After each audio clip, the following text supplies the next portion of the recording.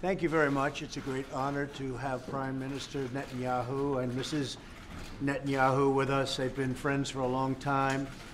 We have, I would say, probably the best relationships right now with Israel that we ever had. I think we're as close now as maybe ever before. Jerusalem was a wonderful thing, and I know it was very much appreciated in a big part of the world, not just in Israel, in a very big part. So that was a decision that I had to make. Many presidents were discussing whether or not to make that decision, and they promised it in their campaigns, but they never were able to do what they should have done. So I was able to do it, and I think it's something that's very much appreciated in Israel, but far beyond Israel.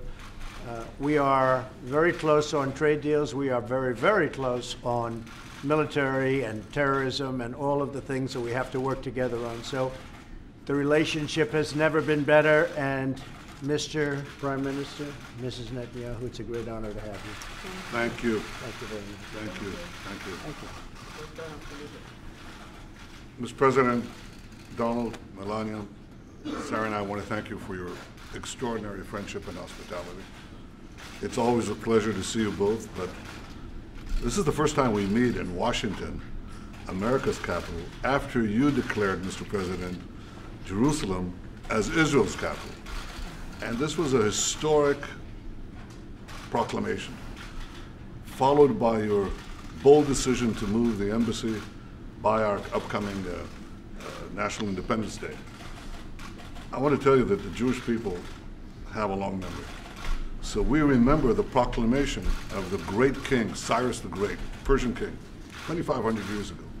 He proclaimed that the Jewish exiles in Babylon can come back and rebuild our temple in Jerusalem. We remember 100 years ago, Lord Balfour, who issued the Balfour Proclamation that recognized the rights of the Jewish people in our ancestral homeland. We remember 70 years ago, President Harry S. Truman was the first leader to recognize the Jewish state. And we remember how a few weeks ago, President Donald J. Trump recognized Jerusalem as Israel's capital. Mr. President, this will be remembered by our people throughout the ages. And as you just said, others talked about it. You did it. So I want to thank you on behalf of the people of Israel. And I also want to I look forward to our discussions on both challenges and opportunities. If I had to say what is our greatest challenge in the Middle East to both our countries, to our Arab neighbors, it's encapsulated in one word: Iran. Iran has not given up its nuclear ambitions. It came out of this nuclear deal emboldened, enriched. It's practicing aggression everywhere, including on our own borders. And I think we have to stop this country that chants death to Israel, death to America. Iran must be stopped. That is our common challenge. The second is seeking, because of that challenge, to exploit the opportunity for peace, because the Arabs have never been closer to Israel. Israel has never been closer to the Arabs. And we seek also to broaden that peace to the Palestinians. So I look forward to those discussions, but I want to just reiterate what you just said. Mr. President, I've been here for nearly 4 decades with seeking to build the American-Israel alliance. Under your leadership, it's never been stronger.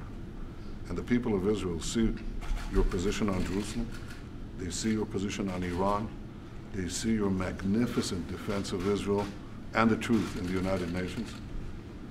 And I, as Prime Minister, see something that you as President see, but others can't see. It's the extent of our intelligence and other cooperation in matters that are vital for the security of both our peoples. And Mr. President, I just want to say thank you for your leadership, and thank you for your tremendous friendship. Thank you. Thank you very much. Thank you. My honor. Mr. President, when you introduce your peace plan? Thank you very much. I may. They have started, as you know, construction, and I may. We will be talking about that and other things. I may. We're looking at it. We'll have it built very quickly. A lot of people wouldn't be doing it quickly like that. We're going to have it built very quickly and very inexpensively. They put an order in front of my desk last week for $1 billion.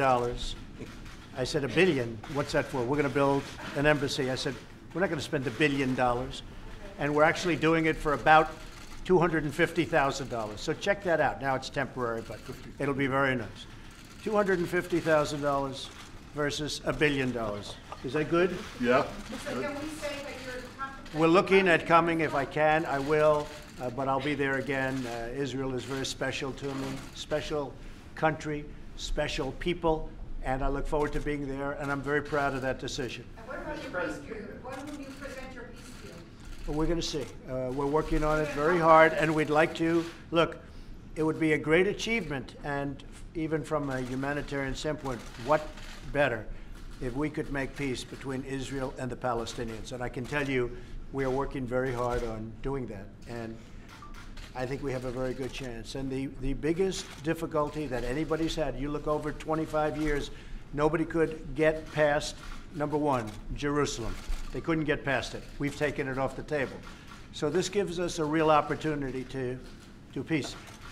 We'll see how it works out. The Palestinians, I think, are wanting to come back to the table very badly. If they don't, you don't have peace. You don't have peace. If they don't, you don't have peace, and that's a possibility also. I'm not saying it's going to happen. Everybody said this is the hardest deal to make of any deal. Whenever you have a hard deal, like in business, you say, oh, this is almost as bad as Israel and the Palestinians. You use it like as an example. This is the hardest deal. This is years and years of opposition and, frankly, hatred and a lot of things involved in this deal, beyond the land. And I will tell you that if we could do peace between Israel and the Palestinians, that would be a great thing for the world. It would be a great thing for this country and for everybody. So we're working very hard on it. We have a shot at doing it. Thank you all very much. I appreciate it. Thank you. Thank you very much. Thank you very much.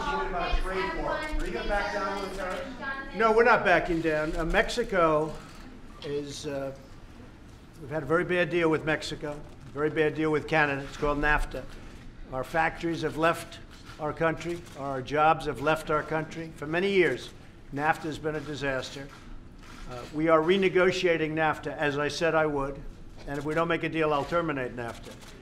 But if I do make a deal, which is fair to the workers and to the American people, that would be, I would imagine, one of the points that we'll negotiate. It will be tariffs on steel for Canada and for Mexico.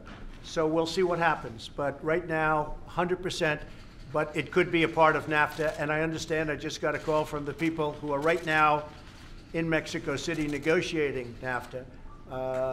Mexico and really Canada want to talk about it. But if they aren't going to make a fair NAFTA deal, we're just going to leave it this way. People have to understand our country on trade has been ripped off by virtually every country in the world, whether it's friend or enemy. Everybody. China, Russia, and take people that we think are wonderful, the European Union. We can't do business in there. They don't allow. They have trade barriers that are worse than tariffs. They also have tariffs, by the way, but they have trade barriers far worse than tariffs. And if they want to do something, we'll just tax their cars that they send in here like water. So we may have friends, but remember this. We lost over the last number of years $800 billion a year. Not $500,000, not 12 cents. We lost $800 billion a year on trade. Not going to happen. We got to get it back.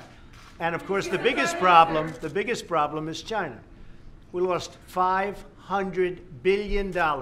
How previous presidents allowed that to happen is disgraceful. But we're going to take care of it. Thank you all very much. Thank you. Thank you. I don't think you have a trade war. I don't think so.